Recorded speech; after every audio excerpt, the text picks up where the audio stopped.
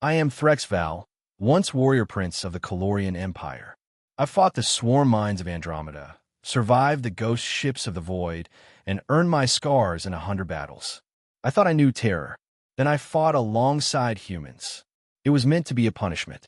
I'd failed to conquer Earth's mining colony on Titan 5, so my father, the Emperor, assigned me to a cultural exchange, serving with human forces for one solar rotation.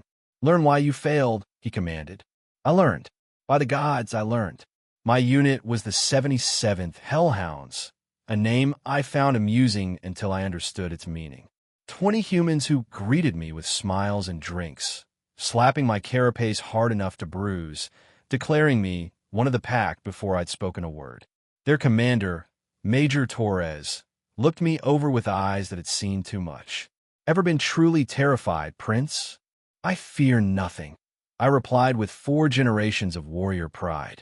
She laughed, not mockingly, sadly. You will.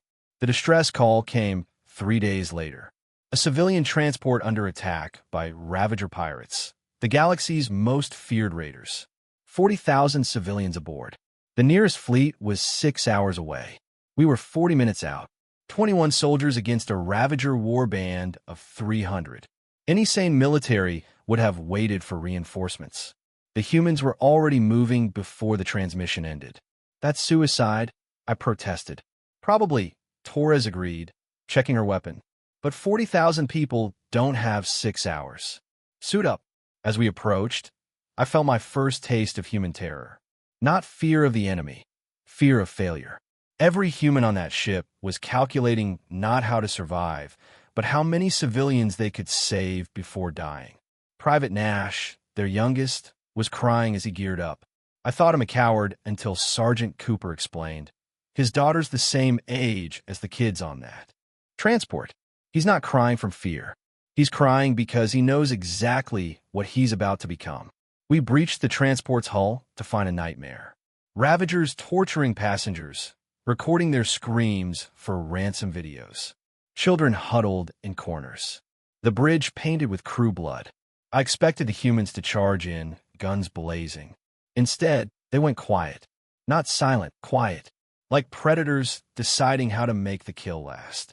Torres touched her helmet radio. Remember Istanbul Protocol? 20 voices answered. We remember. I didn't understand then. I do now. Istanbul Protocol wasn't tactics. It was permission. Permission to stop being soldiers. Permission to become the monsters humans keep caged inside. What happened next wasn't battle. It was surgery. They didn't just kill the Ravagers. They made examples. Nash, that crying boy, tore through 6 pirates with a boarding knife, each kill more brutal than the last. Cooper used a Ravager's own torture device against him, broadcasting his screams on the pirate's own channel. Torres decapitated their leader and wore his head on her belt. But between the horror, they were gentle. The same hands dripping with gore carefully carried injured children to safety. Nash sang lullabies to traumatized kids while still covered in their tormentors' blood. Cooper performed field surgery on civilians with the same precision he'd used to dismember their attackers. The Ravagers tried to surrender after 20 minutes. The humans didn't stop. We need survivors for intelligence, I argued. Torres looked at me with eyes that weren't human anymore. We need to make sure no pirate ever attacks a human transport again. Intelligence is what's left after we're done. When the fleet arrived 6 hours later, they found every civilian alive and every pirate not exactly dead. Some are still screaming. The Admiral took one look and ordered no recordings be made. That night, I found Nash crying again. I hate what I became today, he said. But you saved them all, I offered. Yeah, he whispered. That's the terrifying part. I'd become that thing again in a heartbeat if it meant saving innocence. We all would. We carry that monster inside us, Prince. Every human does. Most spend their whole lives making sure it never gets out. Now I understand real terror. It's not facing humans in battle.